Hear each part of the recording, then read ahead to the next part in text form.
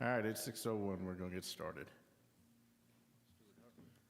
We're going to establish a quorum, do roll call. Jimmy Anderson? Here. Lori Cordell? Glenn Garrett? Stuart Huffman? Mike Kelly? Here. Terry Perry? Toby Swiger? Here.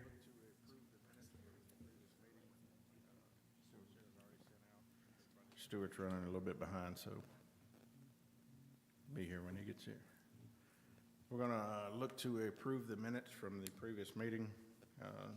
Sarah's already sent out. Everybody's had a chance to look over.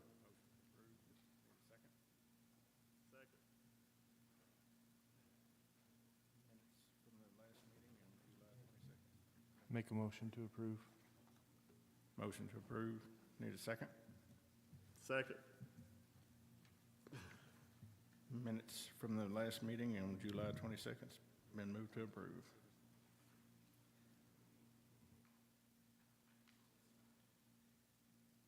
Hearing none, we'll move right along.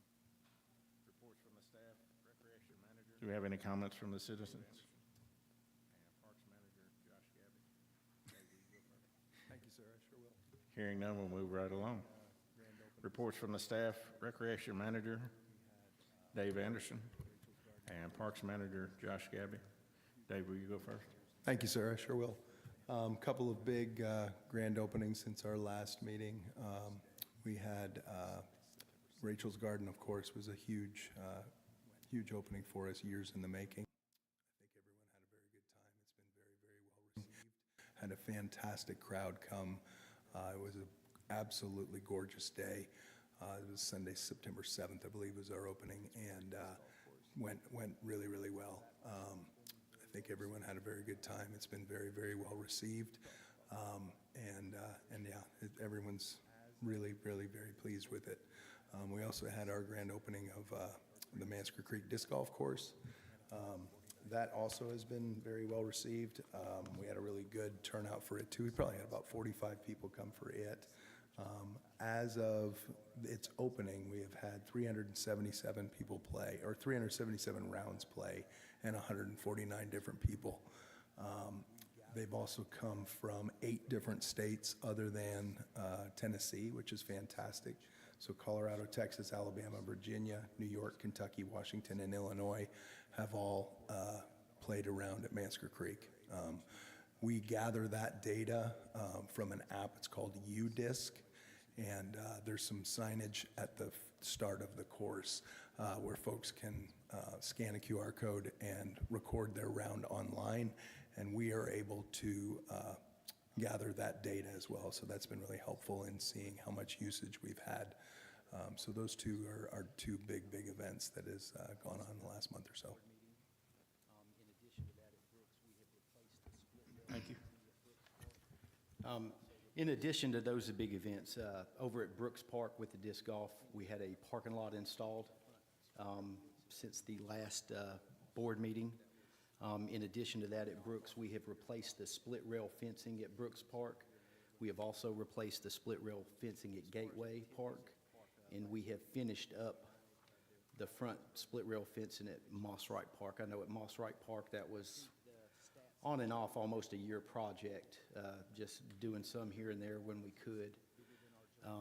As far as activities at the park, last weekend Tennessee United had their fall tournament, which is, I think the stats have showed that that's probably our biggest people getter in the parks. It's bigger than our July 30th third event. So we had that last weekend. 2 weekends previous to that, Quest had a tournament. Theirs is not nearly the size and scope of Tennessee United's, but it is still a fairly sizable event. With the grand opening of Rachel's Garden, we had a lot of supplies donated. B&T Landscaping donated a lot of landscaping. We had a company, Green Rise, that donated some hydro seeding. In addition to that, we had a company that laid over 8,000 square feet of sod around the perimeter of Rachel's Garden. with that. So with the dry weather, it had been a struggle to keep the trees watered, keep all that sod watered. So this little bit of rain is pretty helpful. You know, thankfully with the lack of rain, we've been able to do other projects like finish the fencing. The guys got a couple of dead trees cut down at Moss Wright Park last week with that. You know, those are projects that we wouldn't have normally been able to complete this time of year if we had had some normal rainfall and been doing our normal mowing routines and things of that nature. Yes, I started with the Parks Department in 2000. And I apologize, I want to introduce Josh. Sorry, Josh wasn't at our last meeting. Josh Gaby is our Parks Manager. And Josh, will you just tell us a little bit about yourself? Yes, I started with the Parks Department in 2018. Previous to that, I worked in the golf business as a golf course superintendent. So my prior background has been in turf grass. So it's been a unique experience working in the public sector like this and not the private sector. But it's been good, and at the 1st of July, with the departments combining, yes, I was promoted to the Parks and Facilities Manager. Just to follow what Dave and Josh said, this Glad to is have you up our here with last us. Update on Rachel's Garden. Dave as far well. as, on your agenda packets. Again, we had a great opening for Moving on to our unfinished business, people Rachel's Garden. that event throughout just to follow what Dave and Josh said, this will be our last update on Rachel's Garden as far as on your agenda packets. Again, we had a great opening for Rachel's Garden. We had over 1,200 people attend that event throughout the course of the day. So it was a great day. We have some means to collect data and see how many people have been in and out of the area based on cell phone data. So we've been tracking that and watching the use just of P Park in general, and it just continues to grow. We have had, Josh didn't mention this, but Rachel's Garden has been very heavily used. We've already had to work on the gates several times, and we have some issues with one of the locks on the gate. So we're working on a permanent fix and replacement for all of that. So overuse is good. It's working out really well, but we're working through it, and we'll get that taken care of pretty soon. But yeah. Thank you. Disc golf course. Just to follow what Dave and Josh both said, the disc golf course is open on in your packets. You will see on page 5 some data that we can, sorry. Starting on page 6, you can see some data that we've collected. This is coming from UDisc, the website that Dave was talking about. He went over some of those numbers. But this just Here we go. It does start on page 6. There we go. Sorry. Starting on page 6, you can see some data that we've collected. This is coming from UDisc, the website that Dave was talking about. He went over some of those numbers, but this just allows us to track the amount of plays that are happening. This is specific to the amount of, or to the people that are actually utilizing this app. So we could have, I assume we have a far greater number than just this number utilizing the course, but this gives us a good snapshot of what it looks like for day-to-day use.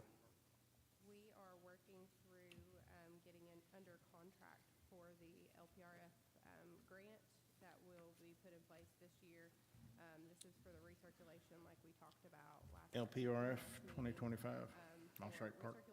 We are working through getting under contract for the LPRF grant that will be put in place this year.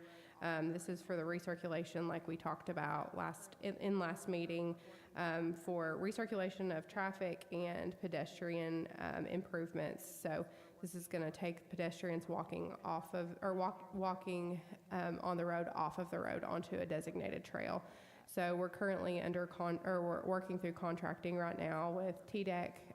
Some things we've done ahead of this, we're working on getting an architect and engineering firm secured ahead of this, so we can, as soon as we're under contract, get rolling with that. So I hope at our next meeting I will have some more information for you all as far as timelines and what we should anticipate with the traffic recirculation.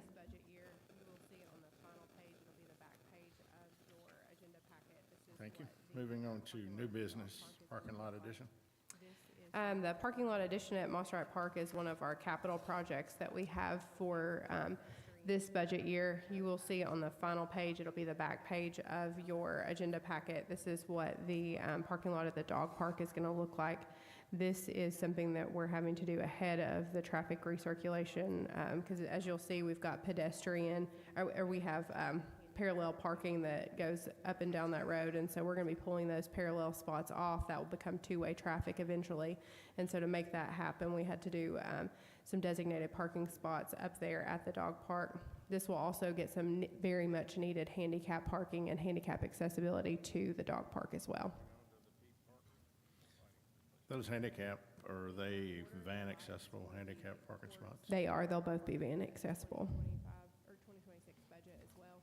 Those should be in hopefully next month, and we will. Moving on to the P Park court lighting replacement. We have ordered the lights for the courts that were part of the 2025 or 2026 budget as well. Those should be in hopefully next month, and we will look to get those installed as soon as they're in. When we purchased those at the beginning of the budget year, it was a 12 to 14 week turnaround to get those back in. So this is part of our capital spending, and this is something that we're anticipating spending on every year. We have laid out in our 10-year capital improvement plan a plan for conversion to LED lighting at all of our facilities. So in the future, things like baseball will be requested, soccer will be requested. Some of those bigger areas, when we came up with the plan for spending, we started kind of smaller and tried to build on that. Filed an insurance claim, and that claim has been provided to us. Shelter 2 in Moss Wright. For those of you that will remember, we had Shelter 2 was damaged in a windstorm back in the spring, and so we filed an insurance claim, and that claim has been provided to us, and so we're working now on getting prices to get a rebuild of the shelter. We're looking at not only trying to make it look like it fits with the other ones, but also the sustainability of it and building a structure that will hopefully last for a very long time and be a sound structure. So as we work through that, we're getting some prices on that, and we will also include in that a handicap accessible walkway to that shelter as well.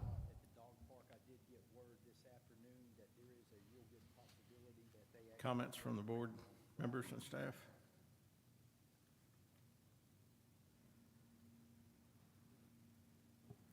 I will add the parking lot at the dog park. I did get word this afternoon that there is a real good possibility that they actually break ground on Friday on that. Of what it took for Brooks Park, it took them about 4 weeks from start to finish to get that project done.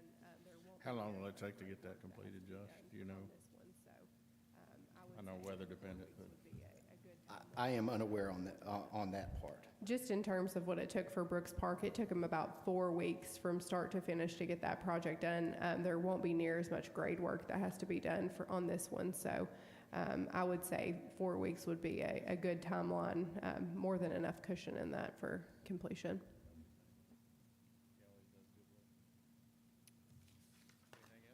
Toby, I know you put a lot of work into everything that you do, and I appreciate you getting that disc golf going.